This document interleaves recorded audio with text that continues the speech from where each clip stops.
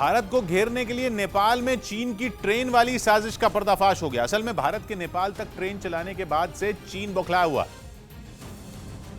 और खबर है कि इसी बौखलाहट में उसने नेपाल में रेलवे कनेक्टिविटी नेटवर्क पर जल्द काम शुरू करने के लिए अपना खजाना खोलने का ऐलान कर दिया, जो चीन का भारत को घेरने का नया पैंतरा हो सकता है, क्योंकि दावा किया गया कि इस योजना के तहत वो नेपाल में रेलवे का जो नेटवर्क बनाएगा वो तिब्बत और एलएसी के पास से गुजरते हुए नेपाल पहुंचेगा।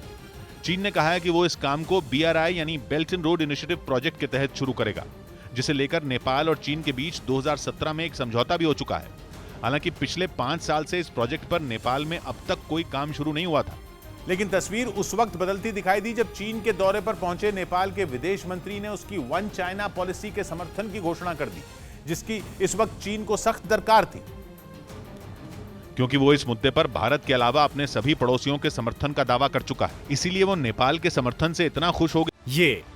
ये लगभग 80 एकड़ में सहजन के पत्तों को उगाते हैं। 100 ग्राम इन पत्तों के पाउडर को लगभग 600 से 800 तक के भाव में आराम से बेच देते हैं। आपको भी शुरू करना है तो अभी डाउनलोड कीजिए फ्रीडम ऐप को। कि उसने आनंद फानन में नेपाल में पिछले 5 साल से अटके ड्रीम प्रोजेक्ट BRI पर काम शुरू करने का ऐलान कर दिया और दावा किया कि जल्द ही वो अपने विशेषज्ञों की टीम को क्रॉस बॉर्डर रेलवे प्रोजेक्ट के लिए सर्वे करने नेपाल भेजेगा, जिसका मतलब ये कि इस बात की जाँच की जाएगी कि नेपाल में रेल का जाल कैसे बिछाया जाएगा। हालांकि कहा जा रहा है कि चीन के लिए काम इतना आसान नहीं रहने वाला है, क्योंकि कुछ मीडिया रिपोर्ट में दावा किया गया कि इसे पूरा करने में 9 साल लग सकते हैं और इस पर करीब 30,000 करोड़ रुपए का खर्चा आ सकता है।